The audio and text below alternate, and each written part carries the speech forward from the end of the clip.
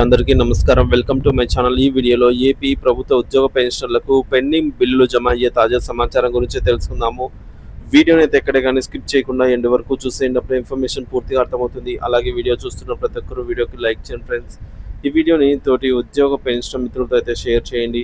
కొత్తగా మన ఛానల్ని చూస్తున్నవారు ఇంకెవరైనా సబ్స్క్రైబ్ చేసుకోకుంటే వెంటనే మన ఛానల్ని సబ్స్క్రైబ్ చేసుకోండి. దీని ద్వారా నేను చేసే లేటెస్ట్ వీడియోస్ అన్నీ మీ వరకు రీచ్ అవుతాయి. ఇక ఆలస్యం చేయకుండా వివరాల్లోకి అయితే వెళ్ళిపోదాము.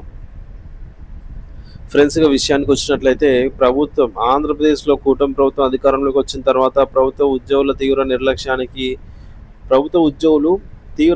ప్రభుత్వ నిర్లక్ష్యానికి అనుమానాలకు గురవుతున్నారు.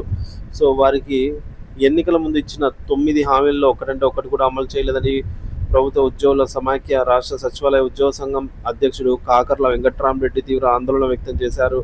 తాడేపల్లి ప్రెస్ క్లబ్లో ఏర్పాటు చేసిన మీడియా సమావేశంలో ఆయన మాట్లాడుతూ ప్రభుత్వం ఉద్యోగుల పట్ల అనుసరిస్తున్నటువంటి వైఖరిపై తీవ్ర స్థాయిలో అయితే ధ్వజమెత్తారు. ప్రభుత్వంపై వెంకట్రామరెడ్డి చేసిన ప్రధాన ఆరోపణలు, విమర్శలు ఈ విధంగా ఉన్నాయి. సంప్రదింపుల లేమి. కూటమి ప్రభుత్వం అధికారంలోకి వచ్చిన తర్వాత ఉద్యోగుల సమస్యలపై చర్చించేందుకు కనీసం ఒకసారి కూడా జాయింట్ సాఫ్ట్ కౌన్సిల్ సమావేశం నిర్వహించకపోవడం దారుణమన్నారు. గత ముఖ్యమంత్రి జగన్మోహన్ రెడ్డి ఉద్యోగులను గౌరవంగా చూసేవారని, కానీ ప్రస్తుత ప్రభుత్వం వారిని హీనాతిహీనంగా దొంగల్లాగా చూస్తుందని అయితే ఆయన ఆవేదన వ్యక్తం చేశారు. ఇక వివిధ శాఖల ఉద్యోగులపై వేధింపులు. గ్రామవార్డు సచివాలయ ఉద్యోగులతో వాలంటీర్ల మాదిరిగా ఇంటింటి సర్వేలు చేయిస్తున్నారని, సో అంత పని చేయించుకుని చివరకు IVRS సర్వే పేరుతో వారిని ఘోరంగా అవమానిస్తున్నారని మండిపడ్డారు. పోలీసు వ్యవస్థ నిర్వీర్యం. పోలీసులపై కౌంటర్ కేసులు పెట్టి వేధిస్తున్నారని, డీజీ స్థాయి అధికారులతో సహా అనేక మంది అరెస్టు చేయడం ద్వారా పోలీసు వ్యవస్థను గతంలో ఎన్నడూ లేనంత నీచ స్థాయికి దిగజార్చారని విమర్శించారు. ఇప్పుడు చేస్తున్న పనులకు భవిష్యత్తులో ప్రభుత్వం మారితే సగం మంది పోలీసులు జైలుకు వెళ్లాల్సిన పరిస్థితి వస్తుందేమో అని తీవ్ర ఆందోళన వ్యక్తం చేశారు.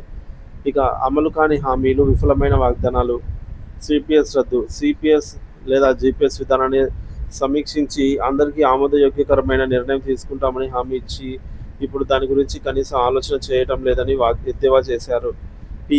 మెరుగైన పిఆర్సీ ఇస్తామని చెప్పి మాట తప్పారని, గత ప్రభుత్వం నియమించిన పిఆర్సీ కమిషన్ రాజీనామా చేస్తే ఏడాది గడిచిన ఆ స్థానంలో కొత్త కమిషన్ నియమించలేదని విమర్శించారు. మధ్యంతర భృతి. ప్రభుత్వం ఏర్పడి ఏడాది గడిచిన ఇంతవరకు ఐఆర్ ప్రకటించలేదని, గత ప్రభుత్వం అధికారంలోకి రాగానే తొలి క్యాబినెట్లోనే 27% ఐఆర్ మంజూరు చేసిందని గుర్తు చేశారు. 1వ తేదీనే జీతాలు ఇస్తాం అనే హామీలను నిలబెట్టుకోవడం లేదని వాపోయారు. బకాయిల చెల్లింపు. ఉద్యోగులకు చెల్లించాల్సిన 22,000 కోట్ల బకాయిలను పట్టించుకోవడం లేదని ఆరోపించారు. పెన్షనర్ల కార్పొరేషన్. పెన్షనర్ల సమస్యల పరిష్కారం కోసం ప్రత్యేక కార్పొరేషన్ ఏర్పాటు చేస్తామని చెప్పి ఆ హామీని గాలికి వదిలేశారన్నారు. అవుట్సోర్సింగ్. వాలంటీర్ల వ్యవస్థపై దాడి. ఆప్కాస్ కింద భద్రంగా ఉన్న అవుట్సోర్సింగ్ ఉద్యోగులను మళ్లీ ప్రైవేట్ ఏజెన్సీల చేతుల్లో పెట్టి వారి శ్రమ దోపిడీకి గురి చేయాలని చూడటం దుర్మార్గమని అన్నారు. వాలంటీర్లను కొనసాగిస్తామని చెప్పి వారి ఉద్యోగాలను ఏకంగా తొలగించి వారి జీవితాలతో ఆడుకున్నారని తెలిపారు.